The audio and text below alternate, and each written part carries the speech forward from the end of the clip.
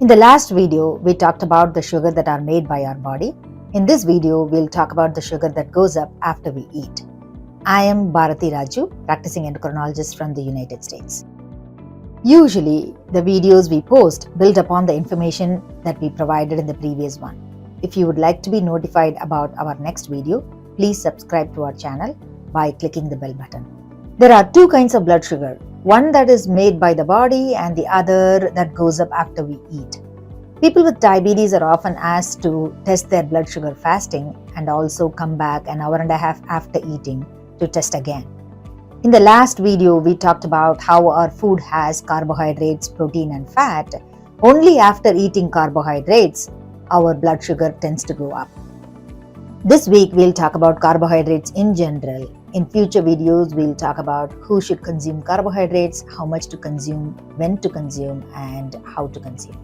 In this channel, the information about food that are provided are from a combination of things that I have learned from the medical literature, experiences shared by my patients, food habit changes that I have suggested to my patients and the experiences from them, and also from the changes that we have made in our own home. Grains and cereals play a major role in the food we eat, whether it's ragi, rice, cholam, jowar. Regardless of the type of the grain and how it's prepared, it tends to increase the blood sugar levels. Among vegetables, green leafy vegetables are good and they won't increase the blood sugar, but starchy vegetables like potatoes, sweet potatoes, green peas tend to increase the blood sugar levels. In fruits, among all the fruits that's available in India, majority of them increases the blood sugars. When we talk about drinks, coffee, tea with milk and sugar, alcohol, any fruit juice will increase the blood sugars. Milk and milk products like yogurt will increase the blood sugar. Topic of carbohydrates will be incomplete if we don't talk about sugars and sweeteners. Among sugars, white sugar, brown sugar, jaggery, however they are good for health, they all increase blood sugar. The next topic is artificial sweeteners, Truvia, Splenda, Sweet and Low. All the artificial sweeteners can increase the blood sugar and also indirectly affects our health. People tend to hold misconceptions about artificial sweeteners. They avoid sugar in coffee and add artificial sweeteners instead. Another trend is to consume sugar-free sweets and drinks. However, these sweets are typically made with rice flour, maida, and sweeteners are added to it.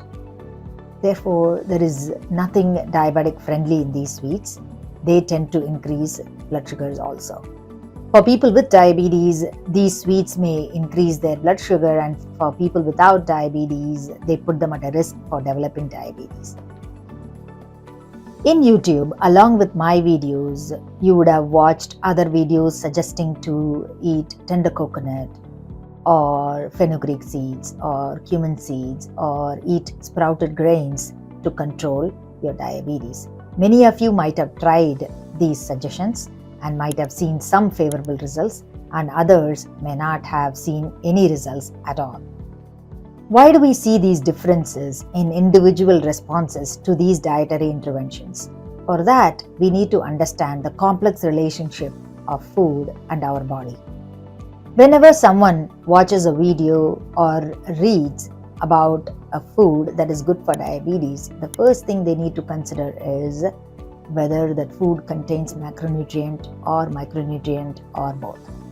In macronutrients, we need to know if it has carbohydrates, protein or fat. Like we talked about before, only carbohydrates tend to increase the blood sugars. If the video they are talking about or you are reading about contains carbohydrates, eating too much carbohydrates or too little of that food will make the sugar levels to go up or down. But if the concerned food has protein, fat or other micronutrients like vitamins and minerals, they do not have any direct relationship to blood sugars.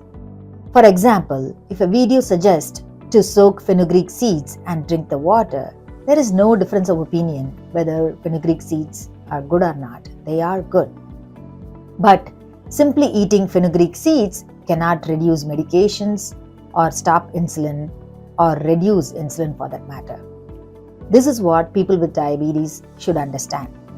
While certain foods may have positive impact on health in general, unless a food has carbohydrates, the other macronutrients, proteins, fats, minerals, and vitamins do not have a direct relationship to blood sugar levels. Today, we talked only about the foods that could cause the blood sugar levels to go up. In future videos, we'll talk about other foods that could help control and stabilize blood sugar levels. And if you like the video, please do share. And if you'd like to get notified about our next video in this topic, please subscribe to our channel by clicking the bell button. Thank you.